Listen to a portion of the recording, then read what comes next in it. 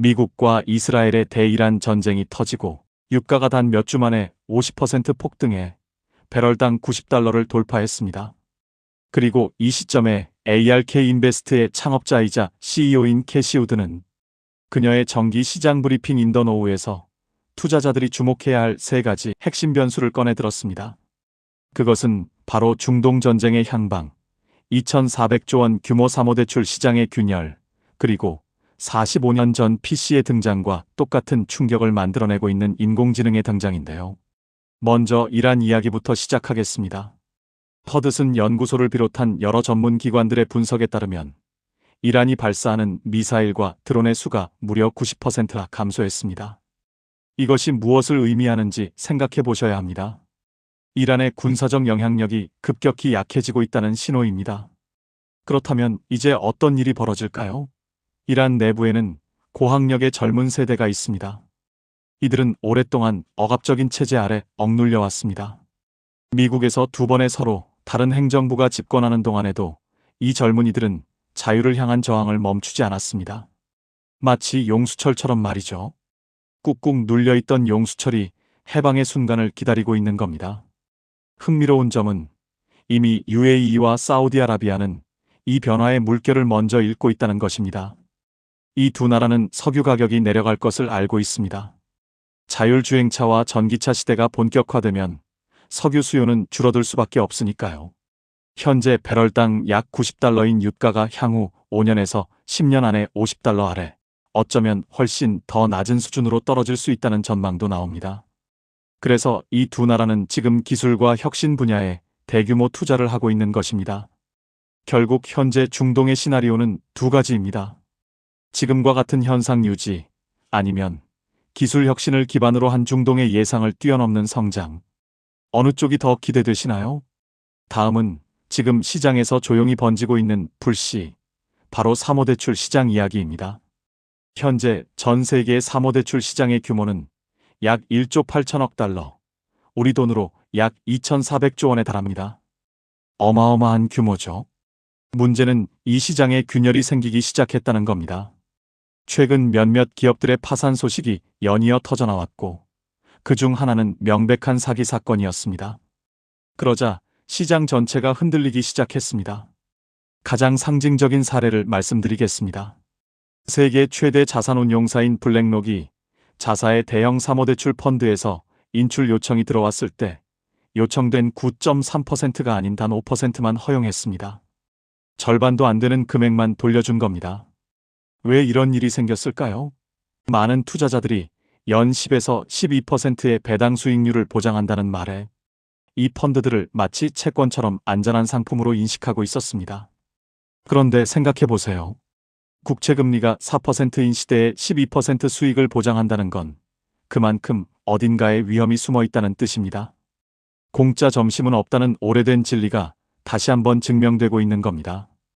이 사모대출 자금이 대거 투자된 곳 중 하나가 바로 사스, 즉 소프트웨어 서비스 기업들이었습니다. 그런데 지금 이 사스 시장이 AI 프론티어 모델들과 팔란티어 같은 플랫폼 기업들에 의해 빠르게 대체되고 있습니다. 기술 혁신이 한 분야의 기업들을 무너뜨리고 있는 거죠. 그래서 이 기업들이 이제 차환, 즉 빌린 돈을 새로 빌려서 갚아야 하는 시점에 이르렀는데 그게 더 이상 쉽지 않은 상황이 된 겁니다. 그렇다면 이게 2008년 금융위기처럼 시스템 전반을 뒤흔드는 위기로 번질 수 있을까요? 지금까지의 분석으로는 그럴 가능성이 낮습니다. 은행들의 신용부도 스왑, 쉽게 말하면 은행이 망할 경우를 대비한 보험의 가격이 매우 안정적으로 유지되고 있습니다. 하이힐드 채권, 즉 정크본드와 국채 간의 스프레드도 여전히 낮은 수준입니다. 금융 시스템이 이 충격을 잘 흡수하고 있다는 신호입니다. 다만 방심은 금물입니다. 이제 개인적으로 가장 인상적이었던 이야기를 들려드리겠습니다. 최근 세인트피터즈버그에서 일본, 대만, 한국, 호주, 유럽 등 전 세계 파트너들이 모이는 행사가 있었습니다. 그런데 그 자리에서 마치 역사의 한 장면 같은 일이 펼쳐졌습니다. 1980년 IBM이 최초의 PC를 선보였을 때를 기억하시나요? 당시 회사 직원들이 책상 하나 앞에 모여들어 그 기계가 하는 일을 보고 경이로움을 느꼈다고 합니다. 그때 그 PC가 할 수 있었던 건 고작 덧셈과 뺄셈 정도였습니다. 그런데 그 순간이 이후 45년의 기술혁명을 열었습니다. 바로 그 순간과 똑같은 일이 지금 일어났습니다. 회사의 재무팀 직원 한 명이 클로드 AI를 활용해 6개월치 자동화 작업을 단번에 처리해냈습니다. 그리고 그 결과물, 즉 그래프와 표의 완성도가 너무나 뛰어나서 주변 사람들이 모두 몰려들었습니다. 숫자를 직접 검증해봤는데 완벽히 정확했습니다. 직원 스스로도 지켜보던 모든 사람들도 충격을 받았습니다. 이게 왜 중요할까요? 1980년의 그 PC 순간 이후 45년이 지났습니다. 그리고 지금 우리는 또 하나의 PC 순간을 맞이하고 있습니다. 그때 PC 혁명의 씨앗은 뿌려졌지만 꽃을 피우는데 20년이 걸렸습니다. 2006년 클라우드 컴퓨팅, 2012년 딥러닝, 2017년 트랜스포머 아키텍처를 거쳐 이제 이 기술들이 서로 융합하며 폭발적으로 진화하고 있습니다. 서서히, 그리고 한꺼번에. 바로 그 한꺼번에의 순간이 지금입니다. 고용지표 이야기도 빼놓을 수 없습니다. 솔직히 말씀드리면 지금 미국 정부가 발표하는 고용 통계가 점점 신뢰를 잃어가고 있습니다. 이번에 발표된 비농업 부문 고용은 9만 2천 명 감소였는데 다른 모든 고용 지표들은 오히려 상승을 가리키고 있었습니다. ISM 제조업 및 서비스업 고용지수, 신규 실업수당 청구 건수, ADP의 주간 보고서까지 전부 긍정적인 신호를 보냈거든요. 더 흥미로운 건 이겁니다. 작년 한 해 동안 비농업 부문 고용이 무려 86만 5천 명이나 하향 수정됐습니다. 그러니까 우리가 그동안 고용이 좋다고 믿었던 달들이 사실은 그렇지 않았다는 이야기입니다. 왜 이런 일이 생길까요? 답은 생산성입니다. GDP는 수정되지 않았는데 고용이 줄어든다면 그만큼 한 사람이 더 많은 일을 해냈다는 뜻입니다. 다시 말해 기술이 생산성을 끌어올리고 있는 겁니다. 현재 약 2% 수준인 생산성 증가율이 5%까지 올라간다면 어떻게 될까요? 임금 상승률이 3.5% 수준에서 유지된다면 단위 노동 비용은 오히려 마이너스가 될 수 있습니다. 생산성이 임금을 앞서가는 구조, 이건 인플레이션을 잡는 가장 강력한 처방입니다. 그렇다면 지금 경제에는 어떤 신호들이 보이고 있을까요? 전문가들이 말하는 녹색 새싹들을 살펴보겠습니다. 주택시장을 보면 기존 주택 판매는 여전히 부진합니다만 주택 착공과 건축 허가는 오히려 늘고 있습니다. 모기지 금리가 6% 아래로 내려오기 시작한 영향이 나타나고 있는 겁니다.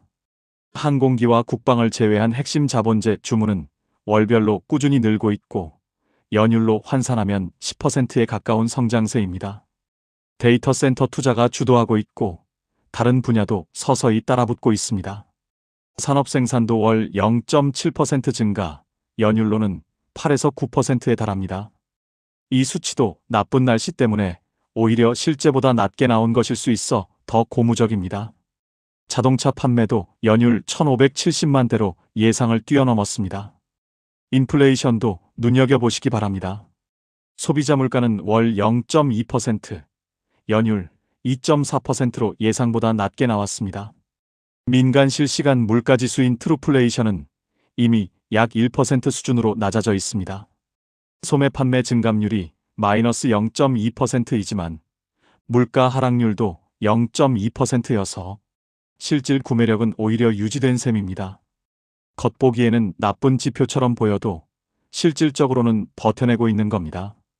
시장이 이 모든 혼란 속에서도 무너지지 않는 이유를 아시겠습니까? 최근 중국이 보잉에 항공기 500대를 주문했습니다. 이 사실 하나가 엄청난 것을 말해줍니다. 미국의 잠재적 전략 경쟁국인 중국이 중동에서 전쟁이 한창인 이 시점에 조용히 미국과 협상 테이블에 앉아 있다는 신호이기 때문입니다. 겉으로 드러나지 않는 미중 대화가 시장이 예상하는 것보다 훨씬 긍정적으로 진행되고 있을 가능성이 높습니다. 그래서 시장이 흔들리긴 해도 무너지지는 않는 겁니다. 물론 어두운 면도 있습니다.